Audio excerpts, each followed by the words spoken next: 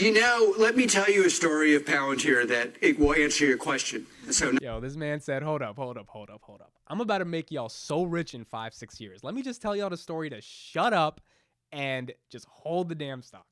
Hey everybody, welcome back to the channel. My name is Amit, and on this channel we talk about stocks, investing, and finance. And today, Alex Karp, CEO of a company I've invested a little bit of money in, just did a new interview with CNBC. We're going to react to that interview live. We're going to talk about that interview, and we're going to talk about sort of my takeaways and ultimately what I think about the interview. Alex Karp hasn't given an interview in probably a couple months. He did one interview, I think like 2 months ago, where he said Palantir should be 20 times bigger than it could be, and that got a lot of people very excited. But I always love when he does an interview because this guy's an interesting dude. Like, I just like seeing him talk and his ideas and stuff like that. Now, so before we start, I wanted to give a shout out to one of my OG subscribers, Emmanuel. I think you joined when we had like 10, 15, or 20 subscribers. And he hit me up yesterday in one of the videos and he was like, yo, did you see Alex Karp did this new interview? And I didn't even know he did this new interview. He's like, do you want me to send it to you? And I was like, yeah, send it to me for sure. And I'll be able to react to that. I didn't end up using your footage because another YouTube channel, I'll link it in the description, Palantir Vision, they just chopped it all up together. So it's much more easier for me to just record the interview through a YouTube video that already has it. But I definitely wanted to give you a shout out. Thank you for doing that. You did not have to do that, and you kind of went out of your way to do that. So I appreciate you, man. Hope you keep enjoying the content, and hope you stay part of the channel and the journey. So let's get into this Alex Karp interview, and let's see what he had to say. Welcome back to Squawk Box. It has been just over a year since Palantir made its public market debut through a direct listing. Palantir, which makes software and analytical tools for companies and the government, has reached profitability and seen its commercial business more than double in the past year, but shares are down more than 10% in 2021 after rising about 188%. Joining us right now in a rare exclusive interview. And what a year it has been. Government revenue up 34% a year over. Real quick before we keep getting into it, Andrew Ross Sorkin, this guy's dope, bro. He gets all the cool interviews. He's like I think him and Jim Cramer on CNBC are like the elite guys. Let me know your guys' thoughts in the comments. I know a lot of people don't like them, but these are interesting guys. I also think he wrote that book in 2008 when the economy crashed, and that's what like launched him into like being a superstar in terms of the journalism space. So interesting dude. Every year, Q3, I'm looking at commercial customers up 100. Also, Daddy Karp, he looks very nice today. 35%. When we talked, when you did the listing, do you think that this was in the offing? well, I guess important would be to ask if anyone else thought it was in the offing. I think we've had a rare successful history at Palantir. We began almost 2 decades ago with the idea of providing software platforms to the U.S. government as allies. We are very aligned with our customers and with our owners. We are building products that we have come to see are at least 5 years in the case of our anti-terror products, Foundry, maybe a decade ahead, where we've built and will be delivered. Okay, so that's the first thing. Bold statement by that. Decade ahead. Not a bold statement, but I think the cool thing about Karp is he throws out these little jabs during interviews, right? And one of the things was that they have software that's a decade ahead. That means 10 years. That means as shareholders in 2021, by 2031, that means that the competition should then be able to catch up at the point where Palantir would be like 2 decades ahead, right? So that makes me feel good knowing that their technology is that advanced. Delivering new products to the market. We have a lot to be grateful for, and I'm quite happy to be here right before Thanksgiving. We're grateful for our success. We're grateful for many of the things we've been involved in, including disseminating the COVID vaccine to every American, everyone in England. Probably the dissemination of the vaccine itself has saved hundreds of thousands of lives in America. We were involved in helping in Afghanistan of late, and of course, we're quite content with the fact that our results are being seen by the world, and we're planning to deliver more results. So yeah, real quick thing there. I mean, that's important, man. They did a lot during the pandemic, and they really, really did a good job supplying software to help get the vaccine distributed into different parts of the world. And the world is starting to understand that Palantir as the company was one of the main contributors to actually getting that stuff done. Alex, you stand to benefit, Palantir stands to benefit as a result of this infrastructure bill. Also, potentially this Build Back Better bill in terms of some of the climate components of it. Are you an advocate of both? Well, definitely on climate. I mean, first of all, obviously, in general, macro trends are macro trends that we thought would happen with some surprises. But what in climate, it basically helping people to understand at a granular level the exact carbon footprint they're carrying in a way that's transparent is similar, structurally similar to what we've been doing in the anti-terror context, in the sense that you have to granularly track things, variables that are across large data sets that are very hard to track and have to be done in a way that's transparent so that third-party, non-technical people can understand what you're doing. And So that's a big thing right there, right? If you've ever been confused about what Palantir does, take large sets of data from across various different variables and then synthesize them so that regular people who are not technical can understand them. So he's comparing what they've been doing in anti-terror efforts to now what is likely going to be implemented through a variety of different technologies for carbon dioxide measurements, especially with our Paris Climate Accord trying to reduce our carbon footprint. You need to have a lot of data to analyze what exact things can us, the federal government, like the U.S. federal government, do to reduce its footprint. And that's obviously something that, Palantir, our products were built to do. We have a lot of experience in industries that are creating a carbon footprint, and we're, I think, well ahead on product developments that will be critical in that area. In general, Palantir, we benefit when societies or institutions focus on a problem. And we've seen that in the anti-terror context and other contexts, climate context. We're not inherently directly correlated, as many people think, to elections or particular spending. Our job is to deliver the world's best products to our clients in full alignment with them. And then their job is to evaluate it and then buy it. And so obviously there'll be a lot of opportunities for us. But primarily, I think we will benefit from the fact that we've been looking at data. Interesting. So they work CDC, I knew, NIH, I knew, Department of Veteran Affairs, I did not know, Federal Aviation Administration, I did not know. Some of you guys might have known this. I didn't know that. I'm being honest here. U.S. Air Force and Human Services, Department of Health and Human Services. Oh, interesting. So yeah, they work with a lot of governmental clients. Again, so this is the Meet Kevin video reaction I did where his concern about Palantir was that their privacy concerns and that companies don't want to give data to Palantir because there's afraid of being private. That's why I didn't understand that argument, because look at the organizations they're working with. This is not Facebook with advertisers and data breaches. This is real secure data being trusted to the Palantir from these governmental agencies. I don't think commercial clients would be afraid to give their data at the point where this company is linked with the government. And also, they're not storing the data in some type of way in which it can be breached, kind of like what Facebook is doing with consumer data, right? So that's why the privacy concern was just a little bit weird that Kevin had. Integration issues that in fact are eating the whole world. We've been involved in these for over 2 decades, and we believe we have ideas and ways of developing software and software products that are just significantly ahead of other people, and that we will benefit, and our Alex, clients will benefit even more. Let me ask you this. Over the last 20 years, the enemy, if you will, for the U.S. and its allies, which you have helped with, has been terrorism, anti-terrorism in particular. Increasingly, the conversation has moved away from terrorism and the Middle East and more towards China. What do you think about that, and what role do you think you have to play in it? Okay, so this is the China question, so we're going to see kind of how he reacts to that. Well, the public discussion has moved recently, but as you know from our many conversations, we've been very focused on what we've called the software war between America and its adversaries, where we believe, and as a company we've been saying for over a decade, this is not a conflict that's linear. So it's not like other conflicts where one country has a slightly better plane than another country has a slightly better boat than another. This is much more like what we saw in World War II, where one country develops a nuclear bomb and they set the rules. And we've been saying this in public, in policy circles for well over a decade, and because we've been saying it in public, we've been very focused on this in private for well over a decade.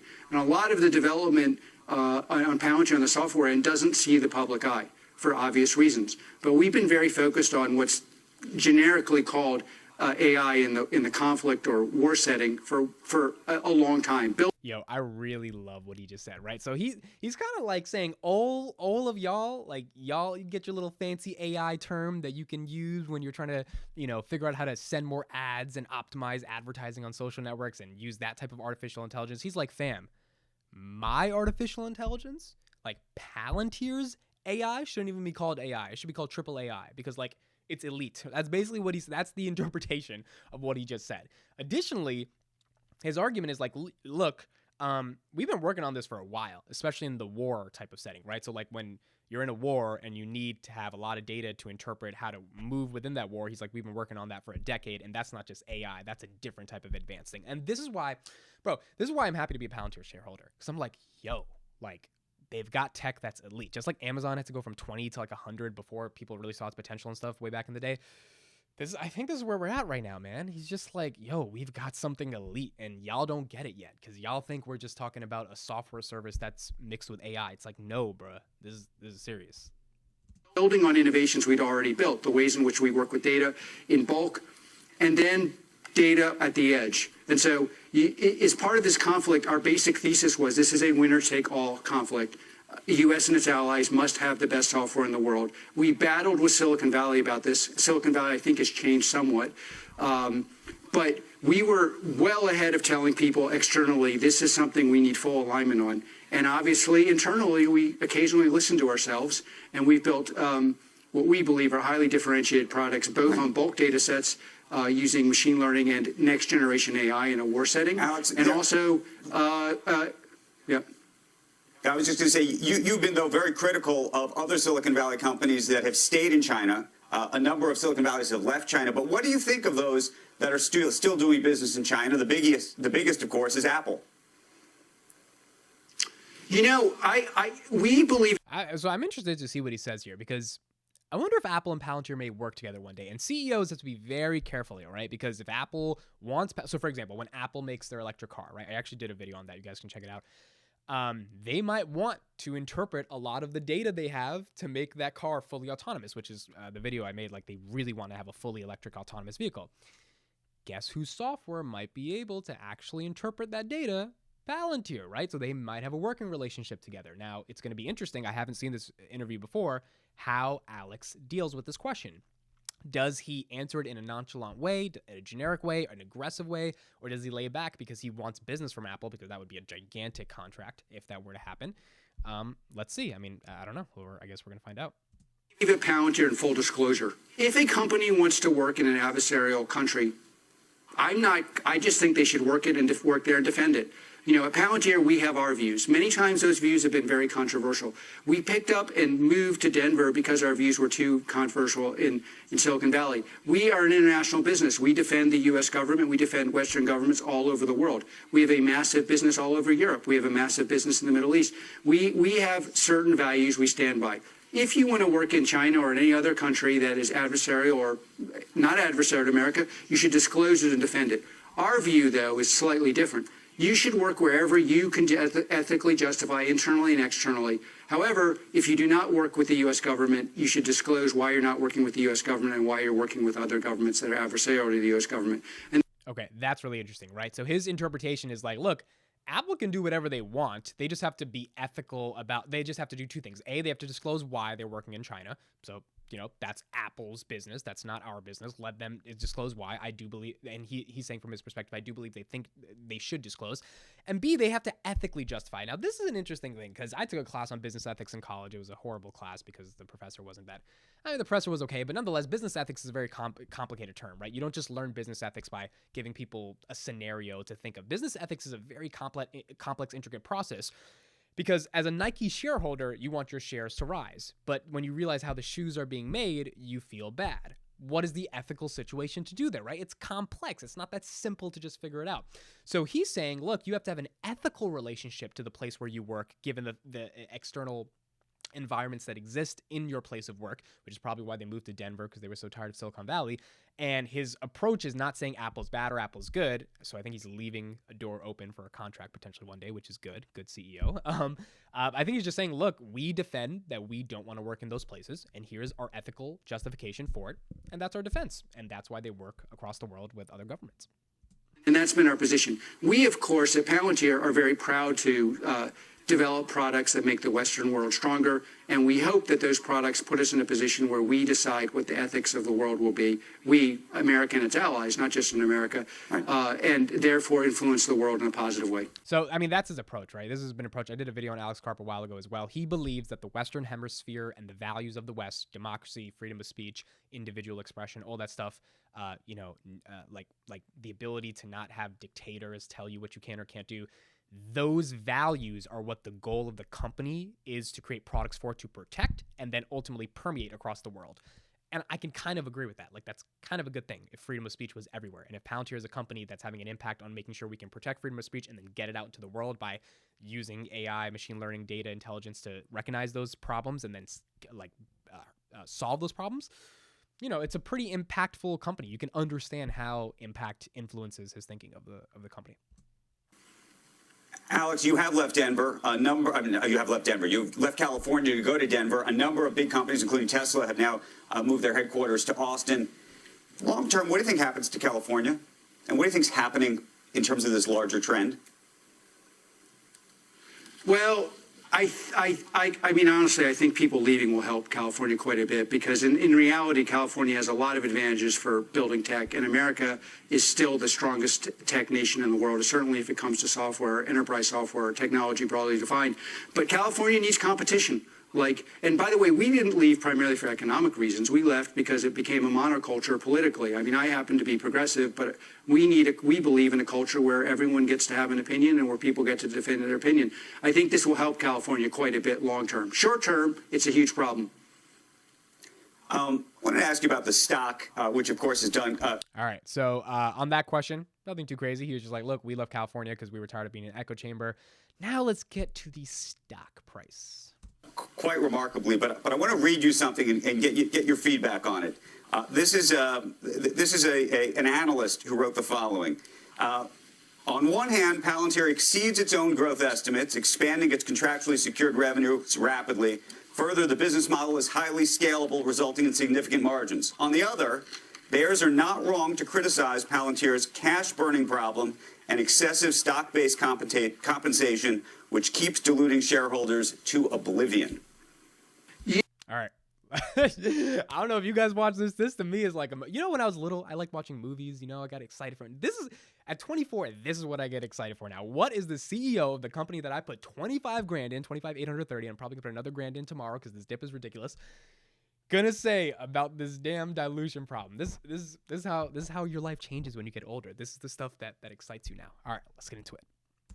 You know, let me tell you a story of Palantir that it will answer your question. Yo, this man said, hold up. I'm about to make y'all so rich in 5-6 years. Let me just tell y'all the story to shut up and just hold the damn stock. Not the typical obfuscation you're used to from corporate executives. When we went to Silicon Valley and said we are going to build software platforms for the U.S. government, they said, why would you build something for the U.S. government? It's hard to work with government and data is worthless. By the way, they literally said, why would you focus on data protection? No one will believe the product will work. And by the way, something that's fully aligned with your clients is just not smart. You should turn your clients into a product and monetize them. We rejected that advice, and then we went to the U.S. government, and they told us, build your product in the way we want, i.e. a PowerPoint developed by someone who was not technical for something that was necessary in the 70s. We didn't do that. We built a number of products that are now in the market and are winning in the market. To do that, we've hired the best and most interesting and eclectic people in the world. They work at Palantir. They work at Palantir for lots of reasons, but they're very fairly comped. And we will continue to develop these products and continue to comp people. And we are very, very focused on being fully aligned with our clients and fully aligned with people who own our stock. What does that mean in the real world? It means that we will continue to be very focused on delivering value. We will continue to comp people, and I don't believe we're diluting people into oblivion. I thought, which is pretty interesting, by the way, about the analysts, many of whom are highly substantive and attuned to our product, is de facto they're saying what the generals used to say to us: build the product we can understand, and then we'll reward you with capital. We're building the product our clients need and the world needs, and we believe over time, and we've already seen this, the world will reward us and will reward our shareholders. And that's basically our view. Right. Alex Karp. Okay, so first of all, I think that was a good answer, but the CNBC music at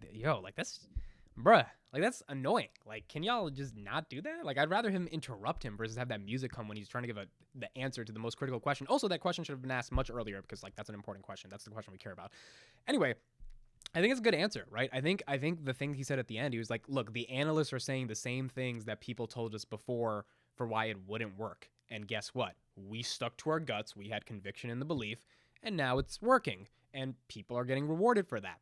Which means in the future, if you just give us some time, let us do what we want to do. What does that mean? Get fully aligned with the clients and the visions that our clients have so that we can optimize for the best working relationship, the best clientele relationship, the best software product, and then eventually the best shareholder return, because we're going to be rewarded by the entire world recognizing how mission focused and value aligned the company is with its potential clients when it comes to analyzing data, that this becomes one of the most valuable software companies in the world. It's just that simple. I mean, that's what I got from that answer.